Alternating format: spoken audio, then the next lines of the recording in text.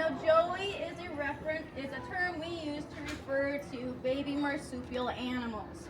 So that means kangaroos, wallabies, sugar gliders, you name it. And he is a Bennett wallaby, so that's just the species of wallaby that he happens to be. Now, he's been out of the pouch for about 2 months now, making him 2 years old. We count their date starting from the day they come out of the pouch because we don't really know how long they spend in the pouch. It's between 6 to 9 months usually on average, but we don't know when they first went in there because when they first go into the pouch, they are about this big. They are itty bitty. They only have their faces and their little arms, and they have to climb up mom's belly from the cloaca and get into the pouch all on their own. So we don't know when they go in there entirely. Now, I want everybody to say bye to Eddie for now. If you want to meet Eddie, you can meet him in the field. He'll be hanging out with a staff member, and you guys are welcome to pet him. But when we're petting, we're only petting along his back because we don't want him getting used to being pet anywhere else. So I'll pass him off here, and then I'll show you something else. Thank you. Beautiful. Now, I have a smaller marsupial. Pretty big size difference, hey guys? A couple inches make a difference. Now, in my little pockets here, I have one of the smaller marsupials. Everybody, these are sugar gliders.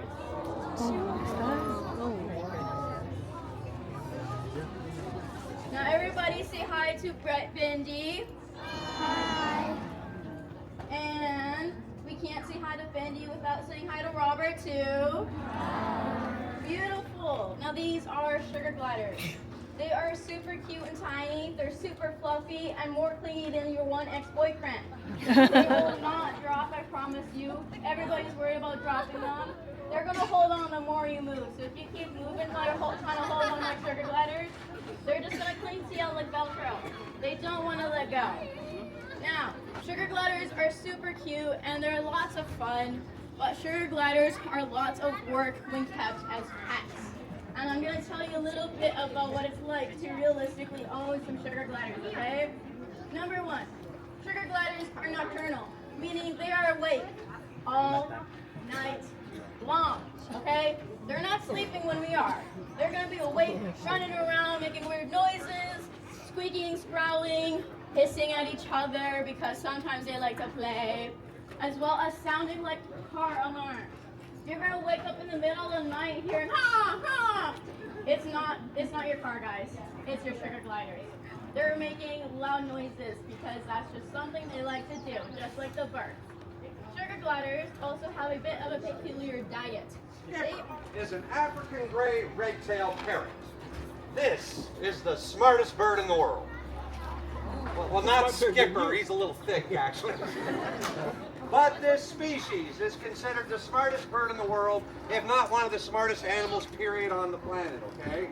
That being said, I put ravens and crows right there with them. I really, really would. They're very, very smart as well. They say these animals have the same intelligence as your average 3 to 5 year old human. Or a Kardashian.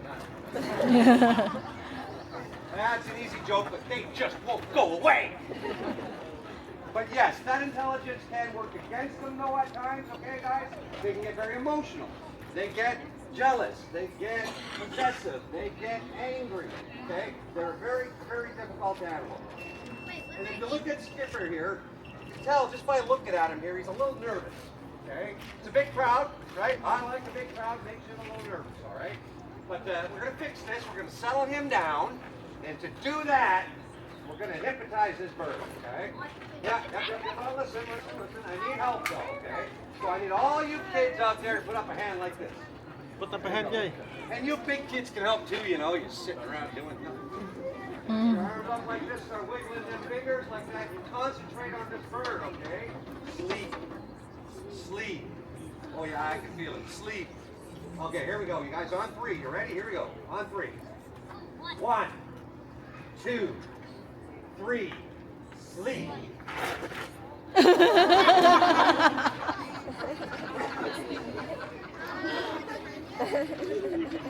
Guys! You missed!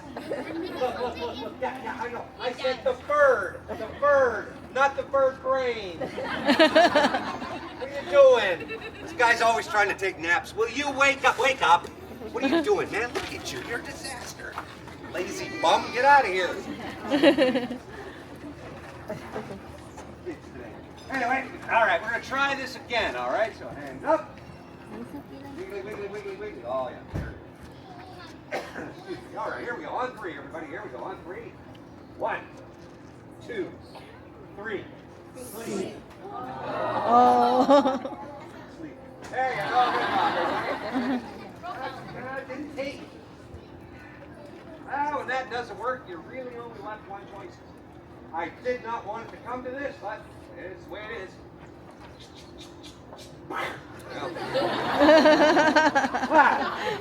My lunch. All right, I'm going to go grab a couple more birds. I'm going to come back and talk to you again in a minute. But before that, check this out. Wow. Thank you, everybody. Tortoise. A turtle. Tortoise. Alright. So, my name is Logan, and I'm one of the primary reptile caretakers here at the Kangaroo Farm. And the speed demon you see before you here is Zoom Zoom. Zoom Zoom here is a 9-year-old shell-cotta tortoise. Now, another name for the shell-cotta tortoise is the African spurred tortoise. That's because these guys, they live in Africa, they have spurs, and he's a tortoise. So it's a wildly creative. And he's very clearly potty trained. Yeah. But Zoom Zoom here, he likes waving to the crowd. Zoom Zoom, can you give him a nice big wave? Oh. Is that now? Please? Oh. There we go, I'll take it. Alright. But Zoom Zoom here, he waves for a couple of reasons. One, he loves the fame and attention he gets here at the shows. And two, he's reminding me that tortoises belong on the ground. And he doesn't like being up in the air for too long for a couple of reasons. One, he weighs about 30 pounds, so it just feels weird for him to be up there. And two, that's actually how they're hunted when they're young. Is big birds will swoop down, try and pick them up, and then drop them on rocks to sort of crack their shells open. That being said, after they're a couple years old, they get too heavy to be picked up, and at that point, they have no natural predators. So the only thing these guys have to try and survive is the environment that they're found in. That being the Sahara, as well as a little grassland region just south there known as the Sahel. But because they're from such harsh environments, they can actually go about 3 months in between bites of food, and about 6 months in between sips of water. One of the other weird parts about their diet is these guys eat quite a lot of rocks. And they eat rocks because they're actually trying to get more calcium, to try and make sure that their skeletons are growing nice and strong, and chiefly amongst that, to make sure that their shells are staying nice and strong. And these guys, their shells are actually just part of their rib cage, so he actually has quite a bit of feeling in his shell. So sometimes, if I scratch him in the right spot, he does a little dance. You get one, big guy? Yeah, apples. Watermelon? Cash? No? No, you're just making me scratch your butt in front of all these people? Very professional, big guy. But with that, I have one last thing I'm going to mention about Zoom Zoom here. And that's the fact that I hear him being called a turtle all the time. And while turtles and tortoises are very closely related, they are in fact slightly different. So turtles are going to spend most, if not all of their time in the water, whereas tortoises like Zoom Zoom here are going to spend their entire lives on dry land. They might wade into a creek or a pond here or there to sort of cool off, have a sip of water, but that's basically it. But with that here, give me 30 seconds and I'm going to swap them out for my next critter.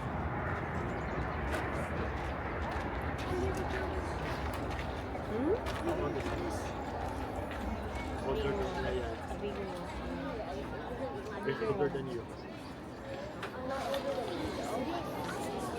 Oh my god. Alright. So this here is Draco. Draco is a 6-year-old Colombian red-tailed boa. Now, you might notice, for something being called a red-tailed boa, he's kind of missing that titular red tail. And that's just because Draco here, he was bred in captivity. And one of the big things in the reptile pet trade is getting different morphs. So different scale colors and scale patterns. Between the morphs, there's no real difference other than just their physical appearance. But normally in the wild, they're sort of an olive tan color with big brown spots along their back. And then when you start seeing all this orange coming in, that's where their tails start getting very red, which is where they get the name red-tailed boas from. And these guys, they'll be found all over South America, where they will eat just about anything. They will eat eggs, they'll eat lizards, snakes, rodents, they'll eat monkeys, they'll eat parrots, they'll eat children that don't listen to their parents, all sorts of good stuff like that. Some of the big females can get up to almost 10 feet long, weigh just about 50 pounds. And those ones will go after small crocodiles, small caiman, and things like that. But that does sort of bring me to the one question that I get asked most often with the reptiles. That being, are they poisonous? And the very short answer is no. The slightly more complicated answer is most of the reptiles you're thinking of as poisonous are actually venomous. And even still, I don't have any venomous reptiles here at the farm. All the snakes I have are constrictors. So they're the type of snakes that wrap themselves around their prey and slowly suffocate them. Which does bring up the interesting question as to why I have him around my neck. And that's just because I'm not worried about him constricting me. Constrictors are only ever going to try and constrict things that they're going to try and eat, and he can tell just by looking at me, I'm far too big to eat, so he's never going to try. But that does sort of bring me to the next point that I gotta make here, and that's kind of rehashing the big theme of the show, that being that as cool as these animals are, they're not the best pets. For reptiles, for instance, they get fed really weird things. So snakes like Draco are going to be fed quails, small rabbits, hamsters, guinea pigs, stuff like that. Smaller snakes will be fed rats, mice, sometimes baby bunnies, all sorts of things like that. That means you're keeping those in your freezer. Other reptiles are going to need to be fed insects, so kind of like the sugar gliders, that means you're keeping a bunch of live bugs in your house. And then the last reason is, or one of the last reasons I'll mention here, is that these guys, they live forever. Not quite as long as the parrots on average, but Draco here, he's 6 years old, but he can easily make it to 30 to 40. Zoom Zoom, he's 9, but he'll live to be 100, 150 years old. So these guys do just live forever. But with that, the last cool thing, before I get on to the last cool thing I'm going to mention about Draco here, if you really want a reptile, try and do tons and tons and tons of research, and then try and foster one from the SPCA or something like that. Or if you're really set on having your own, try and find one looking for a second home. But with that, I'm going to mention the last cool thing that I have to mention about Draco here, and that's the fact that he's got these 2 little bones sticking out of his backside. So these are going to be called pelvic spurs, and that's actually how they hold on to their mates when they're reproducing.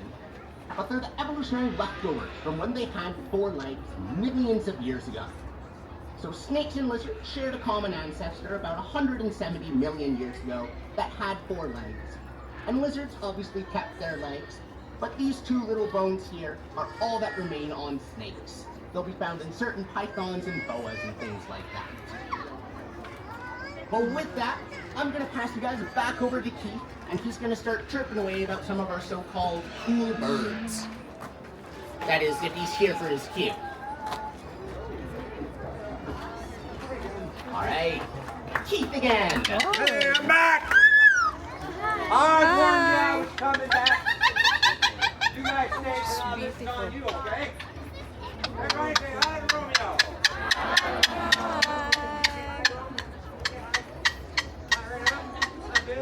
Romeo is a Moluccan cockatoo from Australia.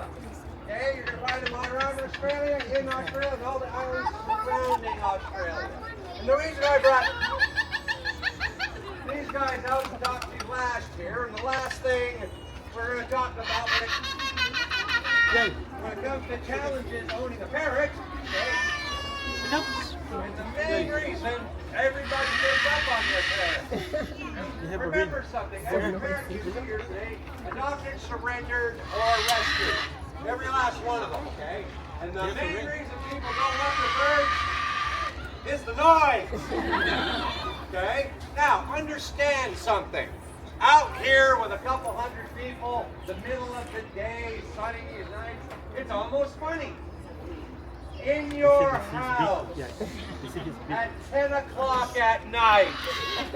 No, this is not the least bit funny, I promise you. I promise you, your neighbors will hate you. What are you doing? Give me back your hat. Give me back your hat. Give it back to me. Stop it. Give me my hat.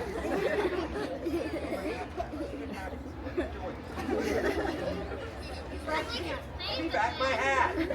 Stop.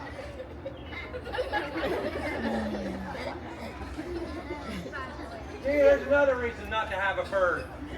They're just jerks. There you go. Thank you, sir. And last but not least, if that was Romeo, this has got to be Juliet. Actually, everybody's Karen. No, you're right. It's Juliet.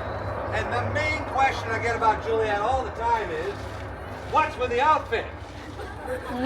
Well, one, she just looks fantastic. And look at her. She's a fashionista, people. Come on. Taylor Swift ain't got nothing on her, all right? But the main reason she wears it is she has allergies, okay?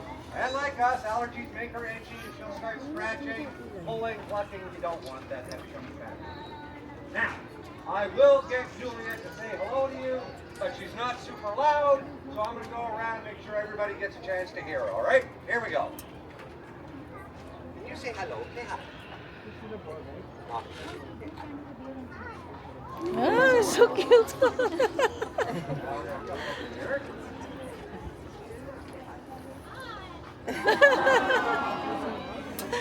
And one more over here. You guys ready over here? Here we go.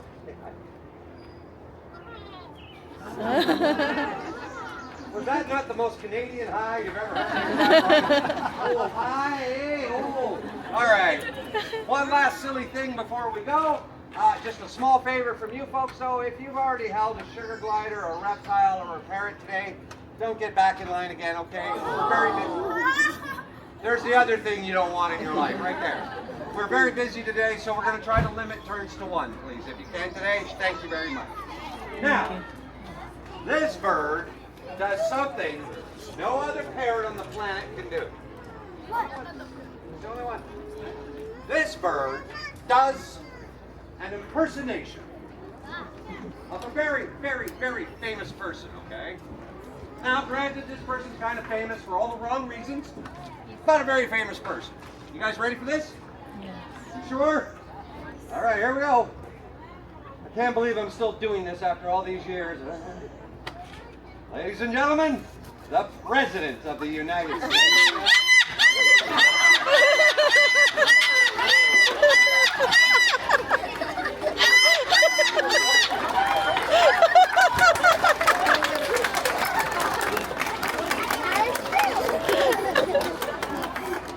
Hey, she has the perfect hair. But we love the hair, don't we, folks? Great hair, beautiful hair. Greatest hair of all time, people are saying it all over the world. Stop laughing at me. You're horrible Canadians, a whole lot of them. That's it, terrifying, all Canadian laughter from this point forward. Stop laughing at me. You're fired. Bye, everybody.